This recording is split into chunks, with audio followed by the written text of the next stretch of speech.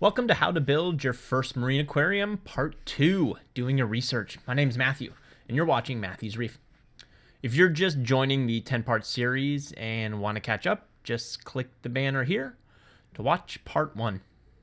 Today in Part 2, I'm going to introduce you to some great resources which will help you in your research. You'll quickly find that there's tons of information out there, and a lot of it is contradictory. If I've learned one thing about this hobby, it is that reefers are highly opinionated, and many think their way is the only right way. And if you have a different opinion, sometimes they're not so nice about it, and they'll consider you naive at best and a complete idiot at worst. But let's just be honest here. This hobby is still relatively new and constantly developing. It's probably half science and half lore. There are a few fundamental things you're going to want to learn more about before you start your first aquarium. First are the basic components that make up a tank. So let's jump right in. The first is the stand. You will need to think about the weight of the stand, what you want your stand to be used for. Do you plan on putting a sump in the bottom? Is the stand designed for aquariums? And if not, can it support the massive weight? Number 2 is the aquarium itself. Are you going to get a glass or acrylic tank? What's the difference?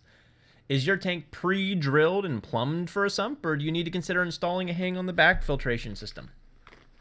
The third is a powerhead.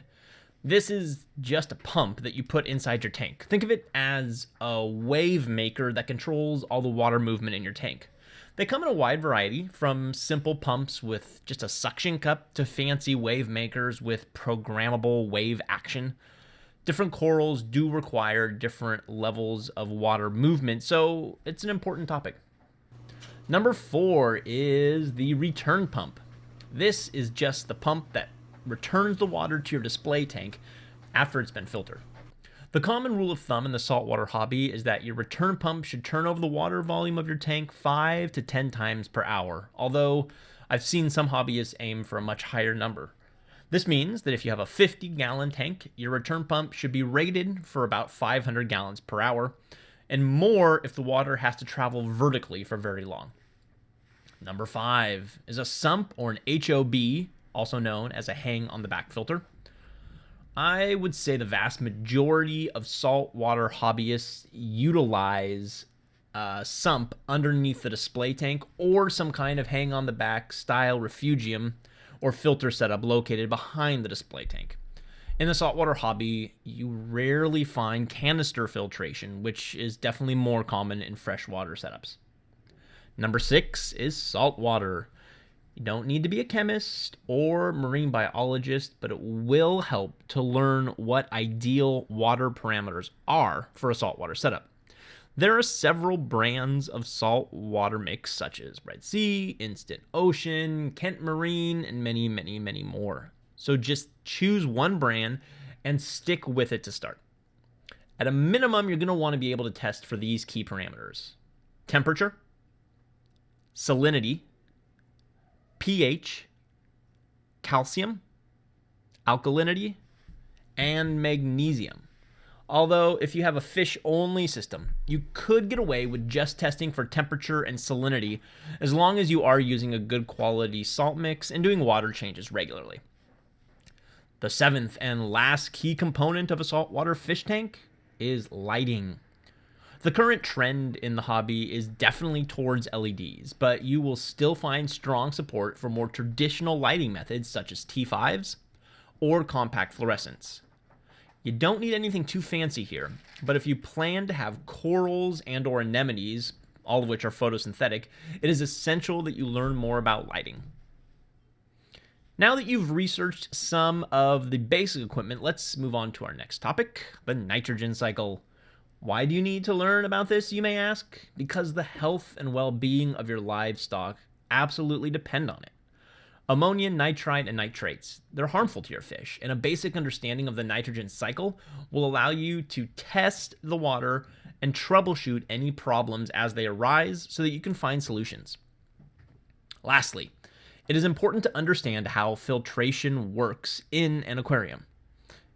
Think about it. In the ocean, there are billions of gallons of water being constantly filtered. But in your home, a small change can wipe out an entire system and spell disaster. There are three basic types of filtration: biological, chemical, and mechanical. They each perform a different function and will help maintain the health of your livestock. And at a later video, I will dive into these in detail. Okay, so now you have an idea of the basics that you're going to need to research. You may be asking, where do I look? Well, let me give you a few recommendations. Let's start with the old-fashioned books. When I started in the hobby, I read books. There weren't that many options, and honestly, there still aren't. The problem is that the hobby is rapidly changing and the craft has not been perfected yet. A quick perusal on Amazon does bring up several books, but most of them are at least a decade old.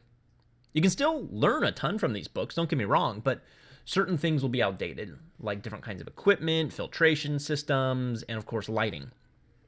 I'm not going to make any recommendations for books, but just type in Saltwater Aquarium and search for it in the book section at Amazon, and you're going to find a lot of options to choose from, a few of which are just downloadable to your Kindle and a good place to start.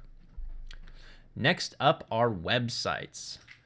There are tons out there, but I'm going to point you to a few that I like and that I have used that will help get you started. First, go check out bulkreefsupply.com. They're a company that I trust. They're located in the Midwest. I've had good experiences with them, and they are super active in making videos on all sorts of topics. Just remember, they are still trying to sell their products, but I have found them to be quite trustworthy.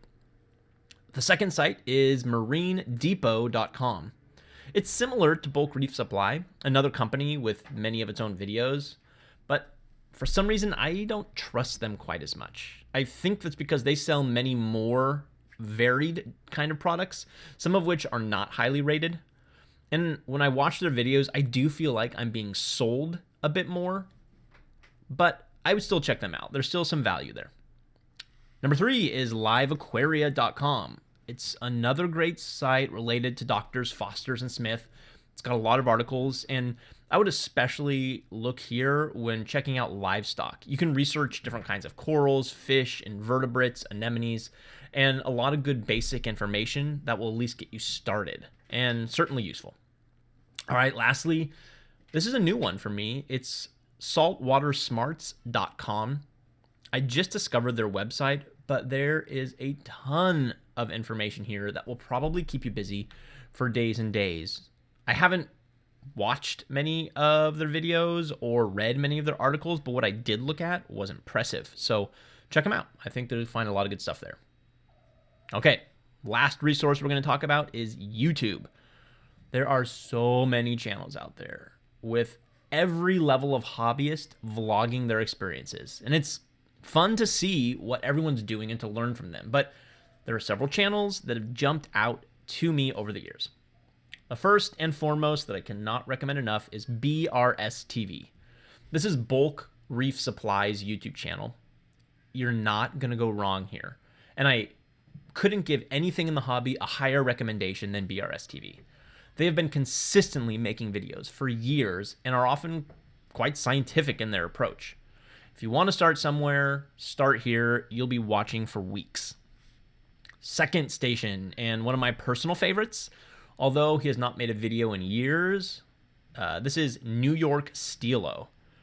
This is who I watched when entering the hobby. He is delightful to watch. I mean, really fun to watch. He has a lot of great catchphrases. The inflection of his voice is fun, and he is truly passionate about the hobby. His tanks are beautiful, and he has tons of good advice. He is definitely one of the first on YouTube to make these kinds of videos, and they're still relevant today. I still wish he made more videos because I'd be curious to see what he's up to. Check him out. Do understand that his videos are a little bit dated and the hobby's changed quite a bit, but there's still so much good information here, and he's going to be able to get you excited. Okay, 2 more recommendations, although I could keep going. Check out CJ's Aquarium. He's super active, and he burst into the online scene a couple of years ago. And what I appreciate the most about CJ is the beauty of his tanks. He has an aesthetic that I just find incredible, stunning, and beautiful. He makes cool videos. He has really clean, crisp setups, so check him out. He's constantly putting new stuff up there, and it's really fun to see what he's doing. Lastly, and one of the staples in the hobby, is Melev's Reef. He's a noted expert in the field, and you'll frequently find him on the touring circuit giving lectures at large national reefing events. He's been a reefer for years and tons of good stuff on his station. His videos are a bit on the dull side, sorry, they're a little bit boring, but they're packed with good information. Check out this video where he talks about anemones. Really cool stuff. There are many more I would recommend, and if you're curious, just ask a question below, and I'll get back to you eventually. All right, I think you have your homework cut out for you. In part 3 of this video series, we're going to talk all things tanks and stands. Please subscribe to my channel, like this video, leave a comment. I just make these videos for fun, but I hope they're useful to you as well. I love this hobby, even though sometimes I'm just not in the mood to clean the tank or do a water change. The positives by far outweigh the work necessary. Thanks for watching, everybody, and happy reefing.